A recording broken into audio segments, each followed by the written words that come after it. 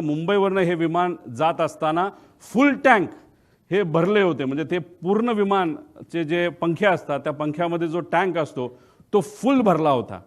अरे फुल कशाला भरायचं? तुम्ही इथून उडत असताना तुम्ही जर उद्या जाऊन लगेचच बारामतीला जाऊन हैदराबादला तुम्ही गेला असता तर हैदराबादला जाऊन तुम्ही तिथं फ्यूल भरू शकला असता। काही लोक म्हणतील अरे बाबा महाराष्ट्राचं स्वस्त आहे, तसं सुरतचं जास्त स्वस्त आहे, पण मग आता 3-3.5 हजार लिटर जर त्याच्यामध्ये फ्यूल बसत असेल तर त्याला 10 रुपयाचा फरक काढला तर 30-35 हजाराचा फरक पडतो, मोठा फरक होत नाही। त्यामुळे एवढं फ्यूल पंखात पण आणि आत पण असं आमचं मत आहे की हे एवढं घेऊन बारामतीच्या दिशेने जाण्याचं कारण काय?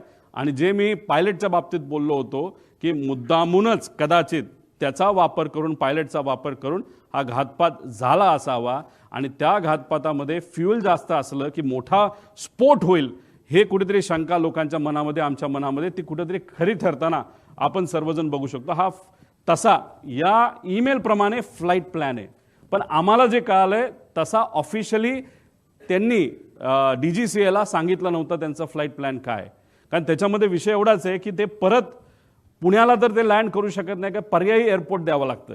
ते पुणे देऊ शकत नाही कारण का तिथं डिफेन्सचं फ्लाइंग सकाळी होतं, त्यानंतर मग त्याला सोलापूर देता येत नाही, त्यात सुद्धा अडचण आहे। त्याला जर दुसरं कुठलं तरी द्यायचं असेल तर ते फक्त चिपी एअरपोर्ट देऊ शकतात, पण ते पण नाही कारण त्यावेळेस तिथं धुक्का असू शकतं। पण असेल तर कुठलं तर मुंबईच असेल, त्यामुळे ते उगाच तुम्ही जो फेरफटका मारला तो न मारता अंदाज घेऊन 3000ची विजिबिलिटी जी 5000 पेक्षा कमी आहे, 5000 हे DGCAचं नॉर्म आहे। एक तर तुम्ही उडायला नव्हतं पाहिजे हा आमचा मुद्दा आहे, आणि उडला तरी लँड करण्याचा प्रयत्न तिथं केला नाही पाहिजे, तुम्हाला परत मुंबईला यावं लागलं असतं।